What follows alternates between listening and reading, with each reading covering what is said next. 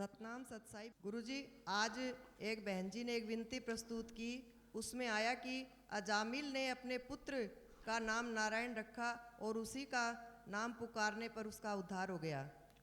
ये कथा कई बार सुनी भी है। गुरुजी, मेरा प्रश्न ये है कि क्या मात्र पुत्र का नाम प्रभु के नाम पर रखने और उसे पुकारने पर जीव का कल्याण हो जाता है? क्या फिर उसे कुछ और करने की जरूरत नहीं है? कृपया समझाने की कृपा करें। देखो, कहानियाँ जो होती हैं वो भयानक भी हो सकती हैं, रोचक भी हो सकती हैं, और कहानियों का कोई बेस नहीं होता। कहानी तो कहानी होती हैं। ये कथा कहानियाँ हैं, ये लोगों को बुरे कर्मों से बचाने के लिए, और यदि बुरे कर भी लिए तो अंत में तो वो कम से कम अच्छे कर ले, तिर जाए, और मालिक के नाम की महिमा बताने के लिए ये इस प्रकार की कथा आती है कि मालिक के नाम में इतनी शक्ति है कि उसने अंत में हजारों कुकर्म करने के बाद अपने एक पुत्र को किसी साधु से के कहने से और नाम रख लिया नारायण, और उसने उस समय उसको पुकारा भय के समय। और भय के समय व्यक्ति बकवास थोड़ी करता है। भय के समय व्यक्ति की काम पे, क्रोध पे, मद पे, लोभ पे नियत थोड़ी होती है, उधर प्रवृत्ति होती है। क्या भय के समय व्यक्ति भगवान की ओर होता है, अपने इष्ट की ओर होता है कि जो मेरी कोई रक्षा करने वाला है, मेरा कोई सहायक है, उसकी ओर ध्यान होता है। इसलिए उस समय उसने पुकारा जब उसके प्राण खींच रहे थे यम के दूत। यम के दूत जब अजामिल के प्राण खींच रहे थे, उस समय उसने भय से कांपते हुए किसको पुकारा? अपने पुत्र को पुकारा, कि उसने कभी नाम लिया ही नहीं था। और फिर लास्ट में उसने नाम लिया। अब कहते कि नाम लिया, तो नाम लेते यम के दूत तो थे हाजिर, वहां प्राण खींच रहे थे।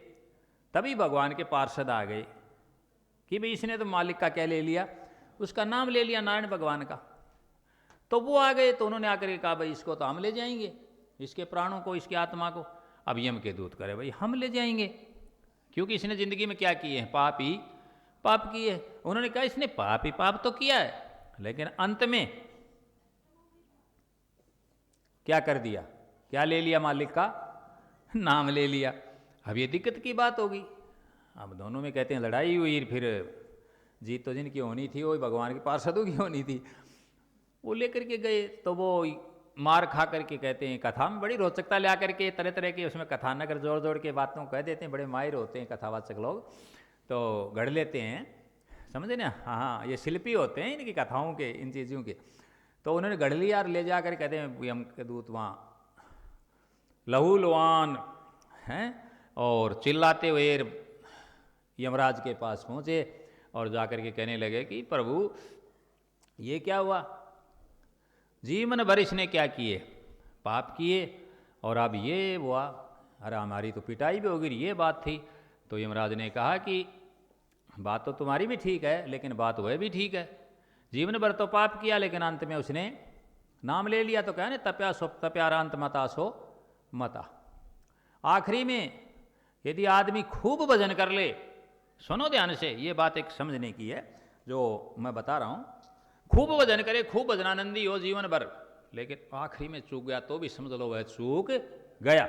सब कुछ क्या होगा? सत्यानाश। और आखिरी में यदि उसने उसका ध्यान कर लिया तो समझ लो बेड़ा पार हो गया। इस बात को बहुत जरूरी है, और हमें हमारे जीवन में हर पल को आखिरी समझना चाहिए। जाने कौन सा पल। देखिए एक लाइन के द्वारा,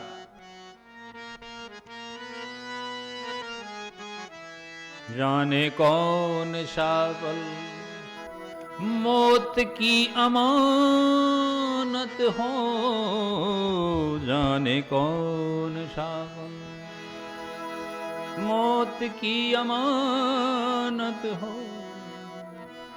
देखो कितनी सुंदर लाइन है। जाने कौन सा पल मौत की अमानत हो, पता नहीं किस पल में हमारी क्या हो जाए? मौत हो जाए। तो क्या कहा मैंने कि हमें हर पल को ही अपना आखिरी पल समझना चाहिए, हर दिन को आखिरी दिन समझना चाहिए। कभी भी हम चूकेंगे नहीं, गलती करेंगे ही नहीं। और हम समझ लेते बहुत लंबी उम्र पड़ी है, आज करे सो काल करे, काल करे सो परसों, काय की तावड़ करे बावड़े, जीना है कई परसों। ये कर रखा है, ये मान रखा है। होना ये चाहिए कि काल करे सो आज करे सो अब, पल में प्रलय होएगी, बहुरी करेगा फिर कब करोगे। होना तो ये चाहिए था, लेकिन इससे विपरीत हो रहा है और इसलिए सारी गड़बड़ हो रही है।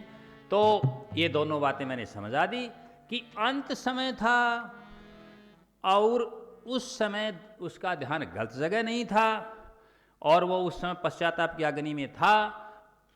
और जो गुरु जिसने उसको ये दीक्षा दी थी, पुत्र का नाम रखने के लिए वचन बनाया था, तो उसके बाद से वो उस चीज़ को में ठीक था, उस वचन पर था और उसने पुत्र को याद किया। इस प्रकार की एक कथा बना करके ये लिखी हुई है, सुनाई जाती है। कथावाचक बहुत इसको पढ़ते हैं, सुनते हैं हर जगह, और हर ग्रंथ में भी आई है। अब तू अजामिल गजु गणिकाऊ भय मुक्त सब नाम प्रभाव, तो उसमें भी आया है, तो नाम के प्रभाव से मुक्त हुई। अब ये बात कहो कि जीवन भर कोई पाप करे, अंत में नाम ले लेगा फिर तिर जाएंगे, ये गारंटी किसकी है कि तुम अंत में नाम ले लोगे? ना, जीवन भर पाप किया है तो अंत में नाम लिया नहीं जाएगा। याद रख लो इस बात को, समझ गए? क्योंकि जिस चीज का अभ्यास किया है वही तो निकलेगी। जीवन भर हमने जिसका अभ्यास कर लिया, मरते दम क्या निकलेगा जी? वही तो आएगी। अब जीवन भर तुम ये सतनाम सतनाम मालिक के नाम का अभ्यास कर लोगे तो क्या निकलेगा बताओ? सोचो ये बात। ये मैं तुम्हें अनुभव की बात बता रहा हूं। देखो ये कि इस चीज को यदि तुम ध्यान से रटोगे, कभी भी तुम्हें यदि कोई दूसरा शब्द निकलवाना भी चाहेगा जो पक्का है, जिसके रम गया सांस निकलेगा नहीं, अपने वाला ही निकलेगा। दूसरी जगह भी तुम जाकर किसी मंदिर के सामने से गए, किसी और जगह गए, तुम्हें उसका नाम लेना हो, तुम्हें वो नहीं निकलेगा। जो है वो ही चल रहा है, हम लेते वो ही निकलेगा। जो सच्चे तो हो तो नकली हो तो रोज बदलो, चाहे बदलू जी हो तो बदलू राम जी हो तो बदलू राम जी बने फिरो। फिर गंगा गए तो गंगानाथ, जमुना गए तो जमुनादास, है कि नहीं? वो एक अलग बात हो गई। वो तो विदाउट स्टैंड हो गए कि नहीं हो गए? तो इसलिए जो चीज अंदर है वही निकलेगी। समझ गए इस बात को? इसमें कोई दूसरी दो रिहाई नहीं है, तो कोई दूसरी बात नहीं है। ठीक है, ये बहुत हमने अनुभव किया है। हमारी माता जी के साथ भी एक बार अनुभव किया कि वो उस समय ज्योतिबाती करती थी, हम हनुमान जी की पूजा पाठ करते थे 30 साल तक की। तो हमने कहा भाई माता जी अब माँ ऐसे करे तो तू देख ले किसको बोलती है। अब त्योहार तो गुग्गा जी का था, अब गुग्गा जी की ज्योतिबाती कर रही साहब बैठे, मुझको देख ले, आज तेरे को ज्ञान हो जाएगा। बोले ठीक है, मुझको ले तो बोल, ध्यान कर किसको। अब माता जी वो तो नॉर्मल थी ना, स्वाभाविक चीज निकलेगी।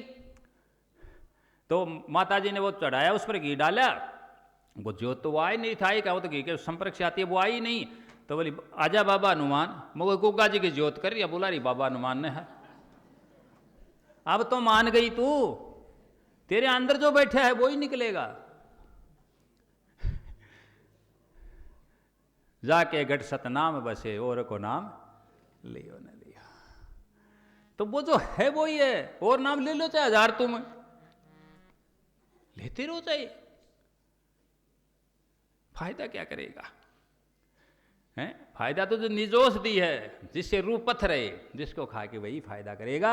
इसलिए नाम किस परिस्थिति में, किस भाव में, किसके द्वारा कब लिया गया, उसका महत्व है। और जीवन भर पाप किए तो पापों का फल किसी ना किसी रूप में भोगना ही पड़ेगा। एक बार नाम ले लिया जामिल ने, वो उससे मुक्त हुए। किससे मुक्त हुए? उन यमदूतों से मुक्त हुआ, नहीं कि वो अपने कर्मों से मुक्त हुआ। यमदूतों से मुक्त हो गया, वहां जाया, उस नाम के कारण से दर्शन हो गए। ठीक है, उसके बाद अपने कर्मों के अनुसार फिर उसका जन्म हो गया, फिर भोगेगा उनको सबको। समझ रहे हो ना इस बात को? हाँ, मुक्त हुआ तो किससे हुआ? जो यम के दूतों ने फांस डाल रखी थी, उससे क्या हो गया? मुक्त हो गया। कर्मों से थोड़ी मुक्त हो गया। समझ गए इस बात को? भय मुक्त सब नाम प्रभाव, वो नाम का वो प्रभाव था। तो नाम की महिमा के लिए ये कहानी, ये कथा कही जाती है और इस प्रकार होता है। तो ध्यान रखो कि अभ्यास करो अच्छाइयों का, सत्कर्म का, है? हाँ, सत्कर्म सबसे बड़ी चीज है। कबीर साहब ने एक वाणी में कहा है, भाई राम भजे ना सुक्रम कर ले, कौन जाने कल की। उन्होंने शुक्रम साथ लगाया। देखो पूरा शब्द है, भजन बादल जी गाते भी हैं, भाई राम भजय ना सुकर्म कर ले, कौन जाने कल की। सत्कर्म की बात कही, सुकर्म कर तू, समझ गई बात। नहीं तो वो ये नहीं कहते कबीर साहब की मैली चादर ओढ़ के कैसे द्वार तुम्हारे हे परम के हे पावन परमाता मन ही मन शर्माओ, वो भी नाम ले देता और चला जाता अजामिल की तरह से। लेकिन ये कोई ज़्यादा प्रमाण नहीं है इस चीज़ के कि एक बार नाम ले लिया और वो भवसागर से पार हो गए। ना ना ना, कर्मों का फल भोगना पड़ेगा। परमानेंट मालिक का भजन करो, सिमरण करो, सत्संग करो, सेवा करो, नियत को ठीक रखो, ले करके दो, करके खाओ, समझे इस बात को। और जो अपना फर्ज है माता पिता की सेवा करनी तो करनी, बड़ों का आदर करना तो करना, जो भी नियम है जिसमें भी हमें आशीर्वाद मिलेगा, संतोष मिलेगा, सकून मिलेगा, चैन मिलेगा, उन चीज़ों को करते रहो। सतनाम सत्साई।